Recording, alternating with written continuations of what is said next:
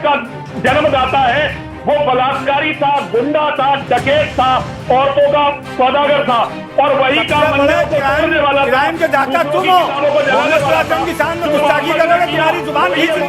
सत्ता हासिल करने के लिए अगर औरतों का बलात्कार करना हो तो वो जायज़ है। ये सावरकर ने अपनी किताब में लिखा है और कहा कि शिवाजी बर्दाश्त नहीं करेंगे और हमारी डिमांड है कि जल्द से जल्द उस पर सख्त से सख्त कार्रवाई की जाए और हो सके तो उसे फांसी की जाए।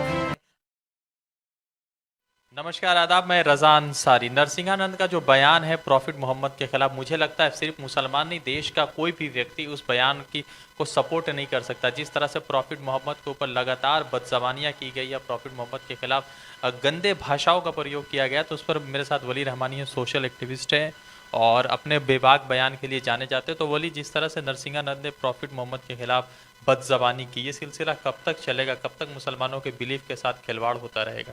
देखिए, बहुत बहुत शुक्रिया आपने ये सवाल मुझसे पूछा और आपने मेरा इंटरव्यू लेने के लिए आप यहाँ तक आए हैं और बहुत खुशी हुई मुझे इस बात को लेकर। अब देखिए, ये है ऐसा है कि मेरे दोस्तों ने मुझे बताया कि नरसिंहानंद सरस्वती ने नबी सल्लल्लाहु अलैहि वसल्लम के शान में गुस्ताखी की है और उन्होंने कई सारे बयानात दिए हैं। मेरे दोस्तों ने मुझे लिंक भेजा कि लिंक पे जाकर वीडियो देखो। कई दोस्तों ने वीडियो डाउनलोड करके मुझे भेज दिया कि देखो और इसका जवाब दो वली, हमें कुछ करना है। मेरी हिम्मत नहीं हो रही थी देखने के लिए, पर मैं जब ये वीडियो खोला तो पूरी वीडियो देख नहीं पाया। जब जिस तरह के वो बयान कर रहे थे ये लोग और ये नापाक, ये गंदे लोग जिस तरह नबी सल्लल्लाहु अलैहि वसल्लम के बारे में बयान दे रहे थे, मेरी हिम्मत नहीं हुई कि मैं पूरी वीडियो देख सकूं। एक दो दिन मुझे लग गया कि मैं पूरी वीडियो देख पाऊँ, पहली बात तो ये है। और जो हमारे नॉन मुस्लिम भाई हैं उनको ये बात बता दूं मैं, और ये समझ लें कि अगर आपकी माँ को कोई आपके सामने गाली दे और गंदी गंदी गाली दे और कहे, मैं गाली ज़बान पे लाना नहीं चाह रहा, कि आपकी माँ को कोई बहुत गंदी गाली दे, तो आप उस वक्त क्या करेंगे? क्या आप अपने आप को बर्दाश्त कर पाएंगे? क्या आप अपने आप को कंट्रोल कर पाएंगे? नहीं कर पाएंगे।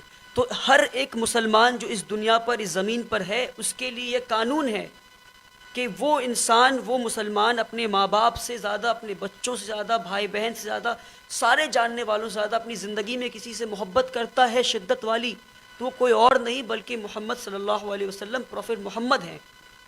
तो जो इंसान माँ बाप की गाली नहीं बर्दाश्त कर सकता और मुसलमान माँ बाप से ज़्यादा, भाई बहन से ज़्यादा प्रॉफिट मोहम्मद से मोहब्बत करता है, तो वो नबी की शान में गुस्ताखी और गाली कैसे बर्दाश्त कर सकता है? अब आप देखें, मैं किस तरह बयान करूं कि मैं किस तरह, कितनी मुश्किल के साथ ये पूरी वीडियो देख पाया। और एक वीडियो नहीं बल्कि तीन वीडियोज़ हैं इनके, जहाँ नबी की शान में गुस्ताखी कर रहे हैं और कई सारी गंदी गंदी बातें कही। उनमें से एक गंदी बात उन्होंने ये कही कि मैं ज़बान में लाना नहीं चाह रहा हूँ, पर मैं चाह रहा हूँ कि लोग समझें। उन्होंने ये कहा कि नबी सल्लल्लाहु अलैहि वसल्लम औरतों के सौदागर थे। नऊज़ुबिल्लाह। जब मैं ये कह रहा हूँ, मैं अल्लाह से दुआ है कि मैं कहते हुए मर जाता, काश मेरी अल्लाह रूह निकाल लेते मेरे जिस्म में से। पर ये लोगों को बताना ज़रूरी है कि ये कैसी बात है। आप बलात्कार, आप रेपिस्ट, ऐसे शब्द इस्तेमाल कर रहे हैं हमारे नबी के बारे में। ये क्या देश आ गया? आज हम किस देश में रह रहे हैं? मुसलमान कहता है कि कानून बचा लेगा, संविधान बचा लेगा हमें, ऐसा मैं भी कहता था। सेक्शन 295A, 153A IPC का ये कहता है कि किसी भी मज़हब के बारे में आप बुरा भला बोले तो आपको जेल जाना है, आपको पुलिस उठाकर ले जाएगी।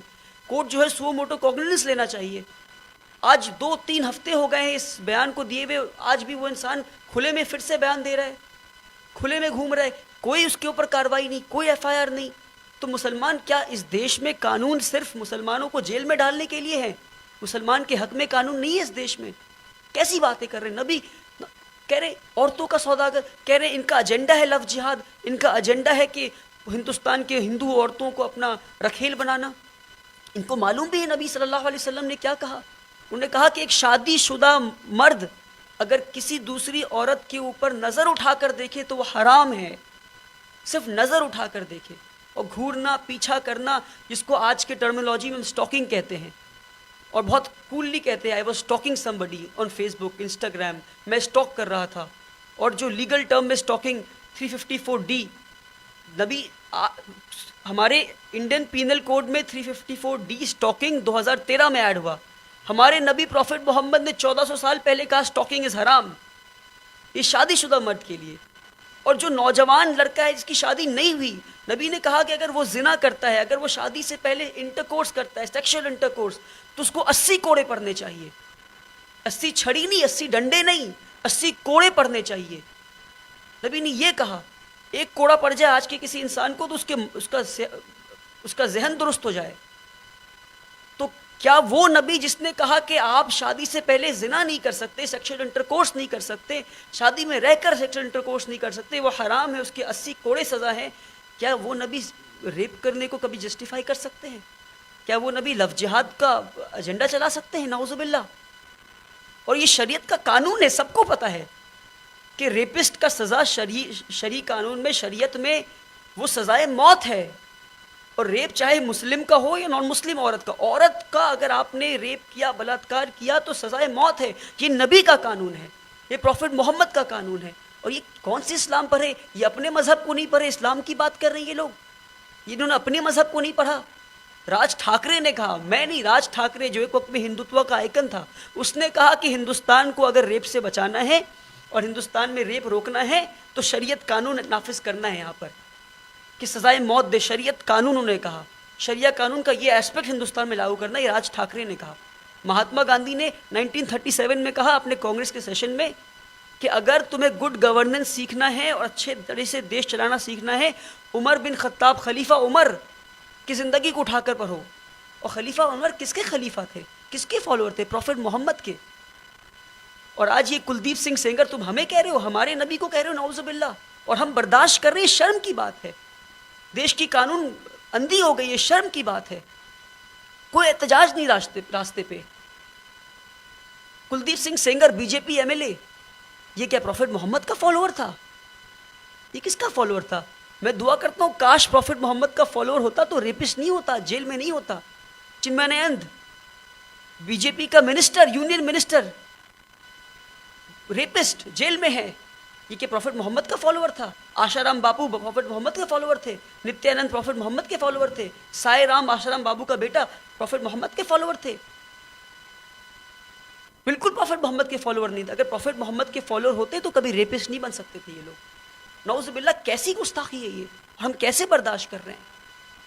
یہ کیا صبر کا امتحان ہمارا لیا جا رہا ہے آج.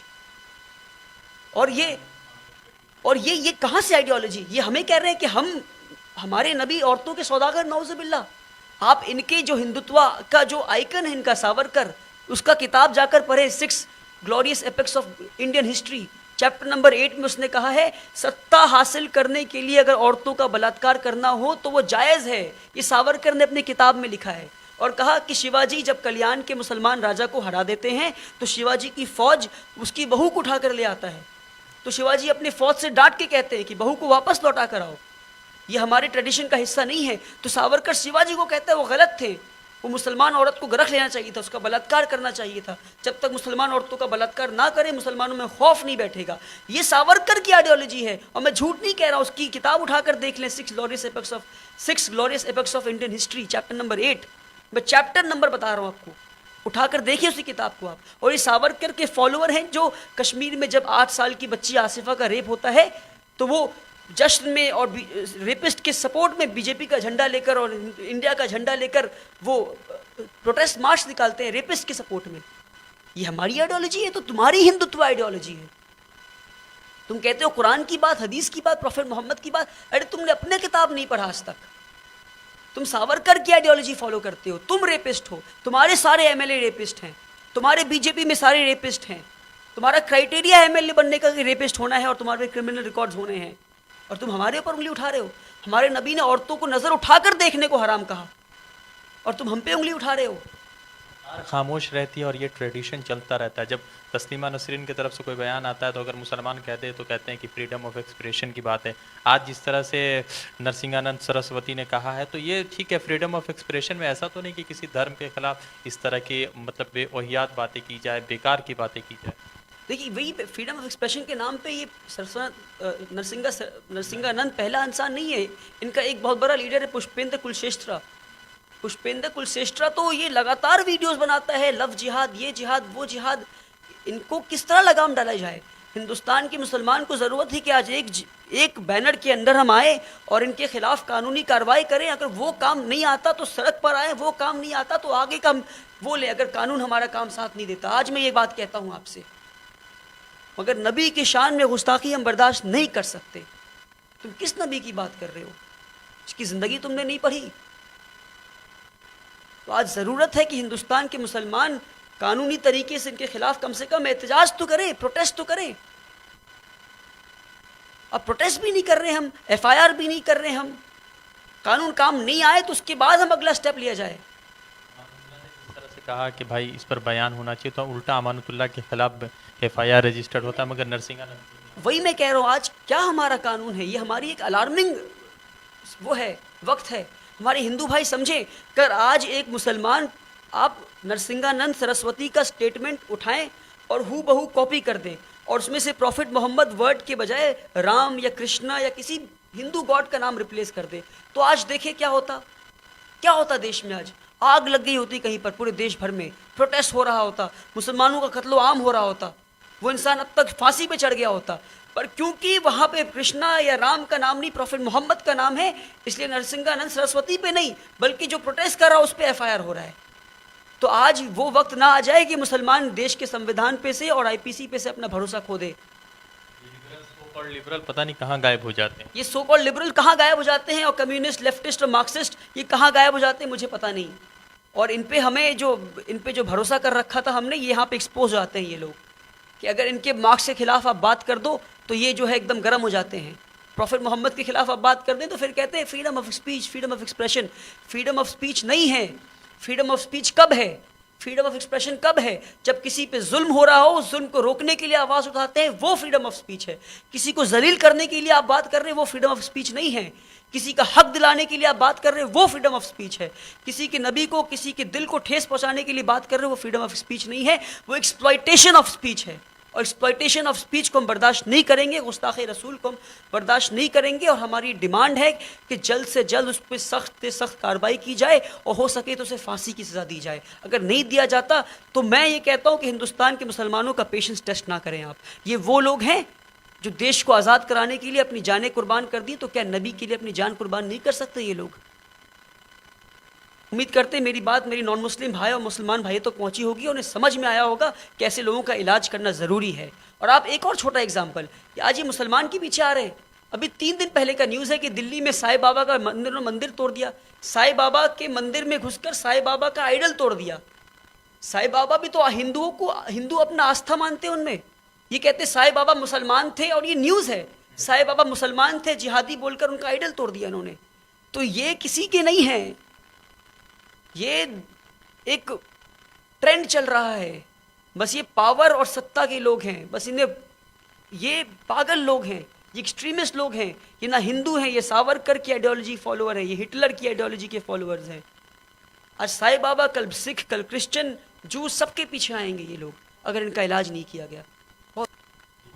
تو لگاتار جس طرح سے نرسنگھانند سرسوتی کے بیان سے جس طرح سے مسلمانوں کے اندر ایک جو ہے آپ کہہ سکتے ہیں غصہ ہے, اور غصہ ہونا واجب بنتا ہے, کیونکہ آپ کسی کے دھارمک چیزوں کو لے کر, کسی کو بلیف کو لے کر اور پروفٹ کے لے کر جس طرح سے بیان بازی کرتے ہیں, تو کوئی بھی ویکتی ہوتا, اگر کوئی مسلمان کسی ہندو کے خلاف کیا ہوتا تب بھی یہی ہوتا. مگر ابھی سارے لبرل سو رہے ہیں, سارے لبرل جو ہے ابھی سونے کی بات کر رہے ہیں, فریڈم آف ایکسپریشن کی بات کرتے ہیں. اب سوال یہ اٹھتا ہے کہ قانون کو چاہیے کہ زیادہ سے زیادہ جلدی سے جلدی اس پر جو ہے کوئی کٹھور کارروائی کرے, تاکہ اس طرح کے لوگ جو کامنل ہارمونی کو بریک اپ کر رہے ہیں, جو توڑ رہے ہیں, ان کے خلاف کارروائی ہو سکے.